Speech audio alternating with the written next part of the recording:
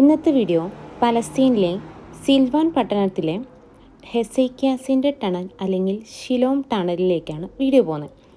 ഷിലോം tunnel അഥവാ ഹെസേക്കിയാസിയുടെ തുടക്കം എന്ന് പറയുന്നത് ഒരു ജലതുരങ്കമാണ് കേട്ടോ. ഞാൻ പോകുന്ന വഴിക്ക് ഈ ചുവർ ചിത്രങ്ങൾ കണ്ടപ്പോൾ ഒരു ക്യൂരിയസ് ആയിട്ട് എടുത്താണ്. എന്നെ ഭംഗിയായിട്ടല്ല ഇവർ വരച്ചേക്കുന്നത്. അറബിയിൽ എന്തൊക്കെ എഴുതി വെച്ചിട്ടുണ്ട്, അതൊന്നും എനിക്ക് എന്നാന്നറിയില്ല. പക്ഷെ ഇത് കണ്ടപ്പോൾ ഒരു ക്യൂരിയസ് വന്ന് എടുത്താണ് കേട്ടോ. ഈ ടണലെന്ന് പറഞ്ഞിട്ടുണ്ടെങ്കിൽ വെസ്റ്റേൺ വേൾഡിൻ്റെ തൊട്ടടുത്ത് തന്നെ കേട്ടോ. പിന്നെ ഡേവിഡിൻ്റെ, അതായത് ദാവീദ് രാജാവിൻ്റെ പട്ടണത്തിൻ്റെ, അത് ഈ പട്ടണം എന്ന് പറഞ്ഞാൽ ദാവീദ് രാജാവിൻ്റെ പട്ടണം ഇതിൻ്റെ മേൽഭാഗത്തും ഇതെന്ന് പറഞ്ഞാൽ താഴ്ഭാഗത്താണ്. ഇവിടെയാണ് സിലോം പൂളിലാണ് യേശു അന്ധനായ ആളുടെ കാഴ്ച നൽകിയെന്ന് പറയുന്നില്ല ബൈബിളിൽ. അത് ഈ കുളത്തിൽ നിന്നാണ്. ആ കുളത്തിൽ വെള്ളം ഇല്ലാത്തതുകൊണ്ടാണ് കേട്ടോ ഞാൻ അങ്ങോട്ട് പോകാത്തത്. ഇത് ആ ടണലാണ്. ടണലിൽ വെള്ളമുണ്ട്. അപ്പോൾ ഞാൻ വന്ന സമയത്ത് കുറേ പിള്ളേർ ഇവിടെ കളിക്കുന്നുണ്ടായിരുന്നു.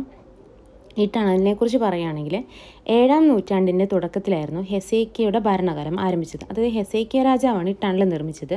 അദ്ദേഹത്തിൻ്റെ ഭരണകാലം തുടങ്ങിയത് 7-ാം നൂറ്റാണ്ടിലായിരുന്നു. ബൈബിൾ അനുസരിച്ച് ഹെസേക്കിയ രാജാവ് യെരുശലേമിനെ അസിറിയക്കാരുടെ കയ്യിൽ നിന്ന് രക്ഷിക്കാനായിട്ട്, അതായത് അവർക്ക് വെള്ളം കിട്ടാണ്ടിരിക്കാനായിട്ട് അദ്ദേഹം നിർമ്മിച്ച ഒരു ടണലായിട്ടാണ് ഇത് പറയുന്നത്, ഈ ടണലിനെ പറയുന്നത്.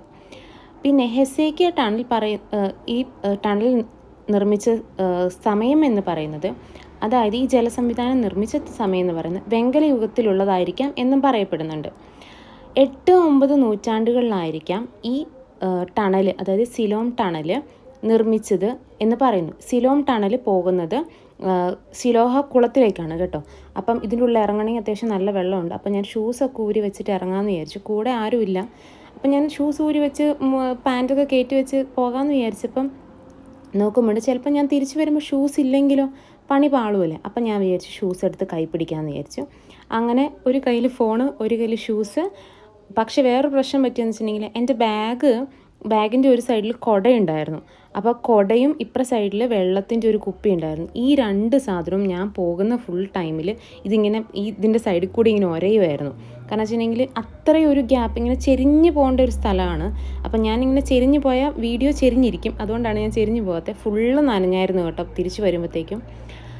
അപ്പം ഇതിൻ്റെ ബാക്കി എന്താണെന്ന് വെച്ചിട്ടുണ്ടെങ്കിൽ ഈ വളഞ്ഞ തുരങ്കത്തിന് ഏകദേശം 583 യാർഡ് അഥവാ 533 മീറ്റർ നീളമുണ്ട്. ഇതിന് 12 ഇഞ്ച് ഉയരമാണ് ഉള്ളത്. അതായത് ഈ ടണൽ നിർമ്മിച്ചത് 2 ടീമുകൾ ചേർന്നാണ്. അതായത് ഇത് ഒരറ്റത്ത് നല്ല തുടങ്ങിയത്.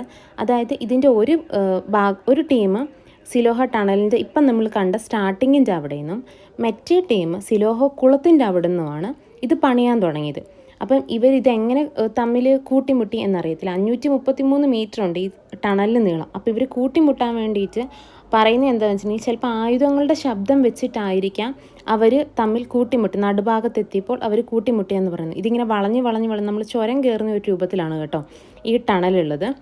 കൂടാണ്ട് 1625 ഫ്രാൻസിസ്കാണ് ഈ തുരങ്കം കണ്ടുപിടിച്ചത്. അതായത് ഹെസേക്കിയയുടെ ഭരണകാലത്തിന് ശേഷം കുറേ വർഷങ്ങൾക്ക് ശേഷം ഈ തുരങ്കം അടഞ്ഞു പോയായിരുന്നു.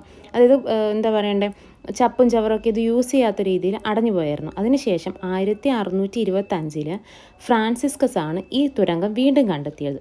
പിന്നീട് 1838 അമേരിക്കൻ ബൈബിൾ പണ്ഡിതനായ എഡ്വേർഡ് റോബിൻസണും 1865 ചാൾസ് വാർണും ഇവിടെ പര്യവേഷണം നടത്തിയിരുന്നു. അതായത് ഈ ടണലിനെ കുറിച്ച് പര്യവേഷണം നടത്തിയിരുന്നു. തുടർന്ന് BC 1800 മധ്യകാല യുഗത്തിലായിരിക്കാം ഇത് നിർമ്മിച്ചതെന്ന് റോണി റിച്ച് അദ്ദേഹം അങ്ങനെയാണ് കണ്ടെത്തിയത്. ഹെസേക്കിയ രാജാവ് നിരവധി നൂറ്റാണ്ടുകൾക്ക് മുമ്പ് ഉറവയിലെ വെള്ളം വഴിതിരിച്ചു വിട്ടിരുന്നെന്ന് പറയപ്പെടുന്നു. അതായത് ഇവിടെ ഉണ്ടായിരുന്ന അതായത് ടണലിന് മുമ്പുണ്ടായിരുന്ന ഉറവയിലെ വെള്ളം അദ്ദേഹം വഴിതിരിച്ചു വിട്ടിട്ട് ആ വഴിതിരിച്ചു വിട്ട വെള്ളം കൃഷികൾക്ക് ആവശ്യമായ കാര്യങ്ങൾക്കും ജലധാരയിലേക്ക്, അതായത് ഇതിൻ്റെ ഉള്ളിൽ കൂടി ഞാൻ ഓൾറെഡി പറഞ്ഞിരുന്നു, ഇതിൻ്റെ മേൽഭാഗത്താണ് ദാവീദ് രാജാവിൻ്റെ പട്ടണം ഉള്ളത്. അപ്പം അവിടെയൊക്കെ ചെറിയതല്ല അത്യാവശ്യം വലിയ രീതിയിലുള്ള ജലം സംഭരിച്ച് വെക്കാനുള്ള വലിയ ടണൽ പോലത്തെ ഭാഗമുണ്ട് അണ്ടർഗ്രൗണ്ടിൽ കൂടി. നമ്മൾ അന്ന് ഇത് ചെയ്തില്ലായിരുന്നോ, എന്താ പറയുക, ദാവീദ് രാജാവ് നിർമ്മിച്ച വേറൊരു ടണലിനെ കുറിച്ച് ഞാൻ ഓൾറെഡി ഒരു വീഡിയോ ചെയ്തിരുന്നു. സ്ട്രിപ്പൂൺ ഫൂൾ എന്ന് പറഞ്ഞിട്ട് അതും അതിലൊക്കെ ഈ ഒരു ടണൽ എന്ന് പറയുമ്പം ഇതുപോലത്തെ ടണലുകൾ ഒരുപാട് സ്ഥലത്തുണ്ട് കേട്ടോ. അന്ന് ജലം എന്താ പറയുക, വെള്ളം ഇങ്ങനെ പാസ് ചെയ്ത് പോകാൻ വേണ്ടിയിട്ടുള്ള ടണലുകളായിട്ട് അങ്ങനെ നിർമ്മിച്ചിട്ടുള്ള ഒരുപാട് ടണലുകൾ ഈ ജെറുസലേമിൻ്റെ ഉള്ളിൽ കൂടെ അണ്ടർഗ്രൗണ്ടിലൂടെ പോകുന്നുണ്ട് കേട്ടോ. പുരാതന പേർഷ്യയിലെ വാനറ്റുകൾക്ക് സമാനമായി പാറയിൽ കൊത്തിയെടുത്ത കനാല് ഒരു പ്രധാന ജലസ്രോതസ്സായിരുന്നു അന്നത്തെ കാലത്ത്. അന്നത്തെ കൃഷിക്കും ബാക്കിയുള്ള ആവശ്യങ്ങൾക്ക് ഓരോ സ്ഥലത്തേക്കുള്ള ചെറിയ വെള്ളം എത്തിക്കാനുള്ള ഭാഗങ്ങളായിട്ട്.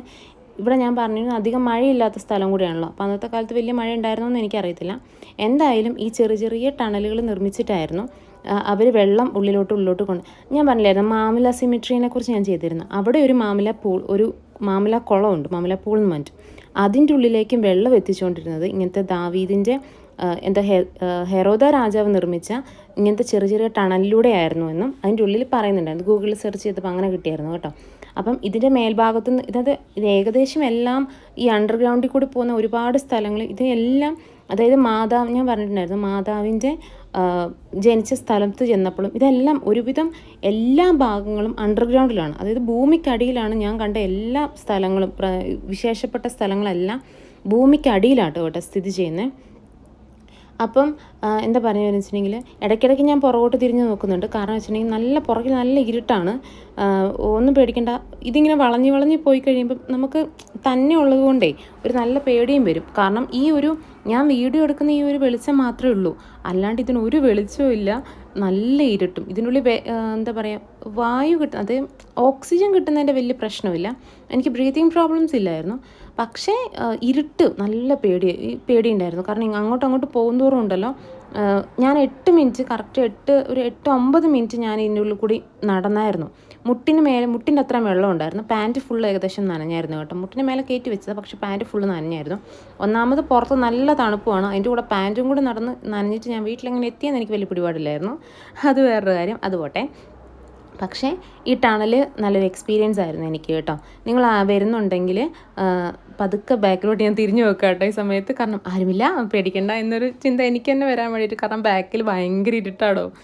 കാരണം ഈ ഫോണിൻ്റെ വെളിച്ചം മാത്രമേ ഉള്ളൂ. ബാക്കിൽ ഒരാൾ വെളിച്ചത്തിൽ വരുവാണെങ്കിൽ നമുക്ക് സമാധാനം ഉണ്ടല്ലോ. പക്ഷേ അങ്ങനെ ഒരാളില്ലായിരുന്നു.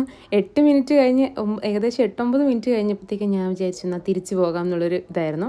നിങ്ങൾക്ക് ആർക്കെങ്കിലും ഇങ്ങനത്തെ ഒരു എക്സ്പീരിയൻസ് കിട്ടണമെങ്കിൽ വരാം കേട്ടോ. നല്ലൊരു എക്സ്പീരിയൻസ് ആണ്. കൂടെ ആരെങ്കിലും കൂട്ടിയിട്ട് വരണം കേട്ടോ, അല്ലെങ്കിൽ ചിലപ്പോൾ പേടിക്കും ഇരുട്ടായതുകൊണ്ടേ.